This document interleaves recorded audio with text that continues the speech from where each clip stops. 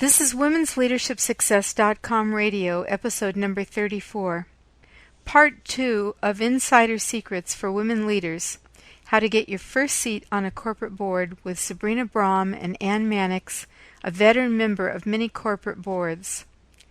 If you heard part 1 of my interview with Ann Manix, you'll know that being named to a board can be an invaluable career tool for you and any businesswoman leader. Now it's time to find out what is expected and how to act once you take your seat at the boardroom table. There are unwritten rules of corporate board etiquette that you can use to your advantage when becoming a member of the Old Boys Club. You'll learn these rules in this program. And be sure to listen for a special offer at the end of the show on how to sign up for a free copy of my new 7 Secrets to a Profitable Job Promotion video training series. Welcome to Women's Leadership Podcast, showing you how to influence people, improve your performance, and advance your career. Brought to you by women's leadership and career expert Sabrina Braham and womensleadershipsuccess.com. Here's your chance to meet women trendsetters leading the way to success, accomplishment, and balance in business and life. No matter if you're a manager, CEO, or entrepreneur, join Sabrina for coaching and no-nonsense advice to improve your career and bottom line. Okay, this is Sabrina Braham with womensleadershipsuccess.com, and we're talking again with Ann Manix, and this time we're talking about how to maximize your board experience once you're on a board. Welcome, Ann. Well, thank you, Sabrina. And once you're on a board, you did all the wonderful things that you talked about in your first show, and you got on this board. What are the tricks or the tips that you need to pay attention to really be an excellent board member? Well, you will laugh when you hear a couple of these. When I was first found out that I was elected to a New York Stock Exchange board, I was with somebody who has been a board member, and he said, "Well, you remember what the rule is?" I said, "Huh? What's the rule?" He said, "You don't say anything for 1 year." Oh, amazing. I said, "What?" But what he meant was, you go in there and you listen, and you read, and you ask questions not at the board meeting. So you really are not qualified to be. I mean, he was right. And now it wasn't a full year, but this is not the time to be talking about your expertise. So maybe you were a very good human resource manager. This is not the time to be talking about it. As a matter of fact, it's not the time to be an expert at all. And the second thing you don't take notes. You know, I think we as women are so used to just taking copious notes and paying attention. No notes. Why? Well, one of the boards that I was on 15 years ago, just last year, was being challenged by a lawsuit. And the first thing the attorneys for the opposing side did was ask me if I kept any notes during my time as a board member. Wow. And I was happily able to say, no, I did not. Mm-hmm. Or could you take a note and shred it later? You could take a note and then you turn it back in to the corporate secretary. Uh-huh. So what you're going to do when you get there? I mean, it's about anything. It's about orientation. You don't get an orientation package. Mm-hmm. So it's up to you to really understand what the businesses are. These are usually very complex businesses with multiple facilities. I found it helpful to take the personal time to go visit some of the facilities, and so that I could at least have a sense of some of the things that were discussed. Uh-huh. So you're finding out about the business, about the facilities. Yes. And you're also understanding the boys' game in terms of how the men are acting on the board, what they're saying. Yes. Yes. And to really pay attention to that. It's almost like you're in a country where you don't speak the language, and you got to figure out what's going on. It's absolutely correct, and the biggest mistake people make, and I've seen men do it too, is that they they start spouting off things when they have no earthly idea where the bodies are buried and what the interaction is and who was the president before. And it's about really, really listening and paying attention and making sure that you understand who their competitors are, what their historical profits have been. And if you have questions, which I did, I mean, and anybody would, these are for offline conversations. So it's meeting with the VP of Finance and saying, well, you know, I noticed that your reports, I don't exactly understand that cascading chart, you know, for accounts receivable. Could you explain that to me? Yeah, I've come several comments about this. One is the time in that board meeting is so valuable that you don't want to waste it with anything other people already know about. You want to take that offline. That's one thing. Yes. And the other thing I was thinking about years ago when I first started doing professional executive coaching, I spoke up more because I wasn't as confident. And I think so right. I think it takes a lot of confidence to sit there for a year and not speak up. It does, because we are taught to chirp, chirp, chirp, chirp, chirp, and let them know how smart we are, and then all of a sudden that doesn't count anymore. We're already assumed to be smart, and it's the questions that are asked. It's not the experience that is related. Do you think it's helpful to meet individually with the different board members? Well, I think it's more important to understand what the company does. In other words, I met with the corporate executives of the company, so privately with the president, privately with the financial people, maybe with the factory manager, so that I had a full understanding. And the board members, you know, that's a group where, you know, those are all people from different operations, different companies, different backgrounds, and that's another reason to be quiet, is that you got to find out who they are, and maybe they don't like a new person on the board, or maybe they're feeling threatened. So that's kind of part B, is sizing up the members on your board. And I think I told you on one of the first boards I was on in 1989 or 90, there was a guy on the board, and he called me up before the board meeting and said, "Hey, honey, will you pick me up at the airport?" I mean, that's how archaic it was. And I did. I picked him up, and then I told everybody about it, and he looked like a complete idiot. But I was able to laugh about it. You know, there's no one to complain to. So it's the biggest playground in the world, and boy, you got to really have your wits about you. And you've got to keep.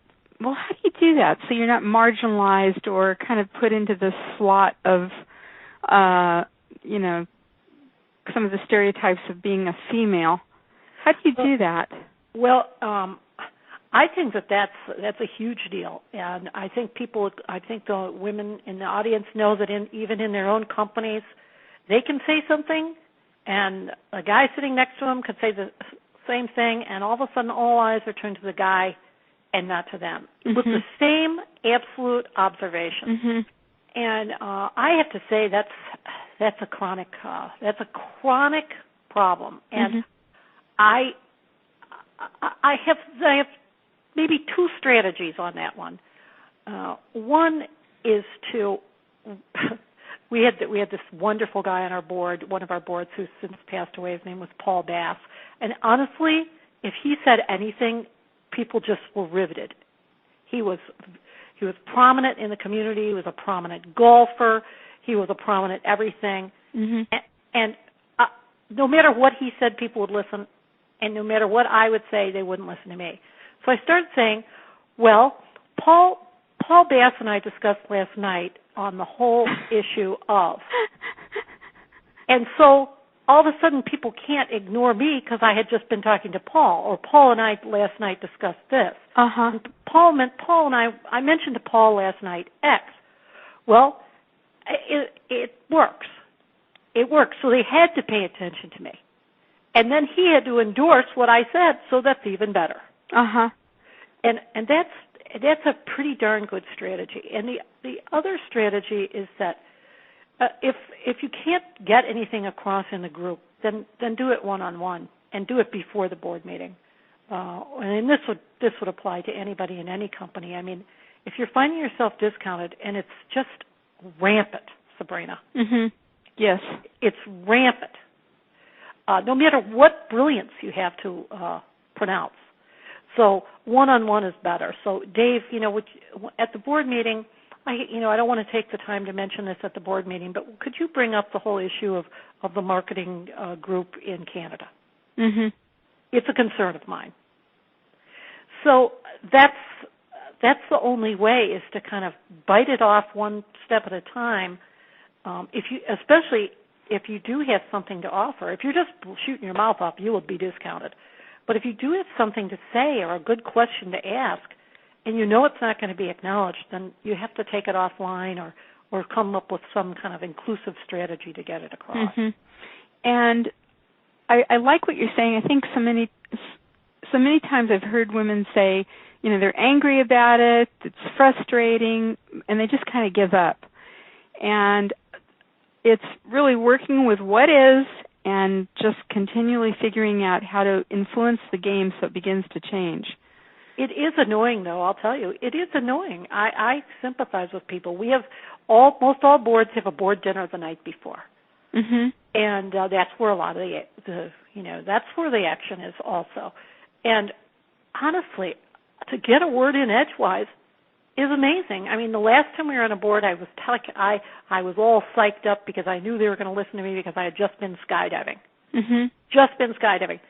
And you can be sure that the guy who is my nemesis then just told a story about how he swam, from Bermuda to somewhere else and did a 9-mile swim, and everybody's riveted on what he has to say. So there's no grabbing the attention. There's just simply not possible. Right. It's yeah. So how do you deal with that? Well, it's just like we're saying. You pick your moments. You pick the people that you want to influence. You outwardly tease somebody for trying to take too much attention, but you can't shut down. Right. Yeah, I absolutely agree. But it's the biggest challenge. I would say that it's the biggest challenge in being in any, whether it's a corporate board, a nonprofit board, or even your own company. Even just being in meetings. Yeah. Right. Right. Even just being in a social situation. We've all been there. It's amazing. Yeah, it is. And we're going to change the game. Yes. Yes, there's ways to do it. Right. So once you're on the board, how do you network differently? It actually becomes, it's funny that the word network, you're then being a resource and you're staying in touch. Maybe the networking that's done is after you get to know the board members, the outside board members, is to get to know them a little bit better. Mm-hmm. I've made a practice of making sure I knew who the secretaries were in the company where I'm on the board. So the chairman's secretary, the CEO's secretary. These are people that are good people to know, and I network within the company with the financial people. So after the board meeting, I'll go sit in an office and say, well, it sounds like you guys are busy. So I think that networking, it's just like your job. Mm-hmm. Right? And it helps you. It's not just for networking purposes. It helps you continue to be a better board member because you understand what's going on. Now, once you are on the board, how much time and energy does it usually require? A corporate board, New York Stock Exchange board, has a minimum of 4 quarterly meetings. And so you're going somewhere for 2 days, every quarter. Then there's frequent calls, and there's reading, and sometimes there's some special events that, some special board assignments that are given. Mm-hmm. So it's not a huge amount of time. It's the upfront investment that is important. And then it's also, I mean, you have to read The Economist, you have to read the Wall Street Journal, and if you're really good, you should read the Financial Times, but I can't make it happen. So The Economist, the Wall Street Journal, and the Financial Times. Yep. And why? Because that's the level that everyone is talking about. I have never been more impressed with how well read and these board members are. They're running companies, and they keep absolutely up to date on current events because it's so important to their business. Mm-hmm. And certainly economic events, the value of the dollar, all these different currencies, because they're all in international businesses. Mm-hmm. And they need to know what's going on. So that has been impressive. And before every board meeting, I make sure that, I kind of do a quiz to myself on who are the country leaders, what are their economic situations, what's the latest. It's like a flashcard. So you mean the leaders of the country or? Of the countries. Of the countries. So, yeah, I mean, it's amazing. The level, at the corporate board level, these are people that can tell you, all Kazakhstan, Afghanistan. I mean, they're up to speed on everything that might impact their business. Mm-hmm. Wow. Have you ever had a failure or made a mistake on a board? I that you made would a talk mistake. About? yeah, I made a mistake, and then I also observed a mistake. Oh, okay. One of the mistakes I made, which is just so ridiculous, we were having a corporate golf outing. Uh-huh. I was a golfer, but never had been what I would call a country club golfer. So I was asked my handicap, and I didn't understand the handicap system, so I made up a number, which I thought was reasonable. Well, the response was, "Oh, I didn't know you were a good golfer." I'm like, "Oh, no." And I never lived it down. And to the point where I then made myself take golf lessons and become apprised of that. You talk about a foreign language. So I understood the rules of golf and the rules of handicap to the point where one of the board members actually, when this company was taken over, gave me a set of golf clubs, and I've kept in touch with him ever since on my golf progress. So the lesson there is, sometimes you're trying to play the game, but you don't know the rules. Mm-hmm. Big mistake. Right. Right. But the other one thing I did observe was on a board that I was on, we were given a board assignment. And this person who was in charge of this board assignment was kind of making a mountain out of a molehill and pulling in a number of outside resources, and it was dragging on and very costly. And he alienated himself to the chairman of the board and a couple of the other board members to the point where the CEO called me and said, "Will you fix this? Make this go away?" And I was astounded that I got the opportunity to do that, and then also that this gentleman was then not reelected to the board the next year. So I think the lesson there was make sure you really understand what your role is on a board. Who's the boss? The shareholders are your boss, but the company represents the shareholders. Unless they're doing something really egregious, you need to know where your bread is buttered. Uh-huh. So you really need to understand that and understand what the shareholders and the company wants. Yes. Uh-huh. Yes. And how is being on boards helped to develop your career? I know we asked that in the earlier show, but could you say it again? Well, first of all, the people who know about corporate boards are in absolute awe. I mean, so it's a huge cachet. So, currently, I'm in business development in this competitive intelligence company. Well, when people see my resume and they know that have been and currently serving on a board, I mean, they assume some things about my position that are very favorable. But I think in terms of the day-to-day things that you and I talked about, is that you're bringing a lot more to a task. Because if you're reading what I am telling everyone to read, and then you're going to be doing a better job. You're going to be smarter. Mm-hmm. You're just going to be smarter, and you're going to have people at your fingertips that you can call up and say, hey, do you know somebody over here? I've got to understand this real quick. And you have kind of a support network, if you will. Mm-hmm. But I think it's just you're way, way, way more on top of your game because you're operating at such a high level. Great. Yeah, that makes sense. So you're an advisor on boards. Do you suggest that women get advisors or mentors or coaches for themselves? I do. I really do. And I think for me it was more haphazard. I had some good advisors. My father was incredible.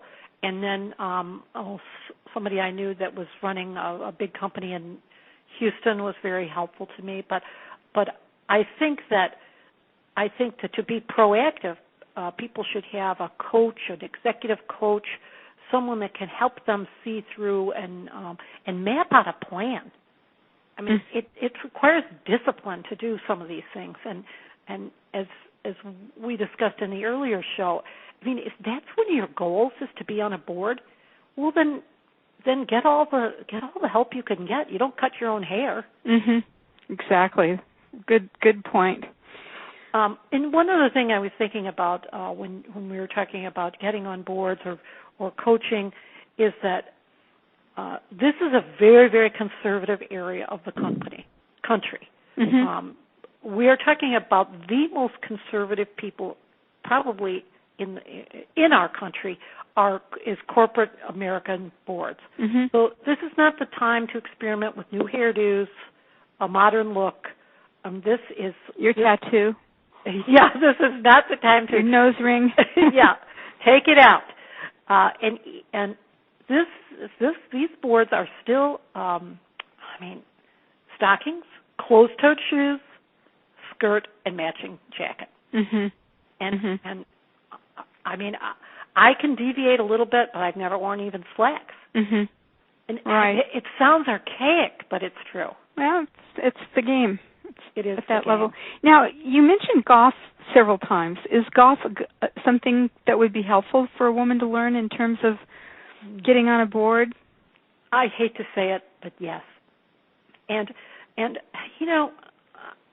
but it is, you have to know what you're doing as opposed to what I did. Don't say what your handicap is unless you know what it means.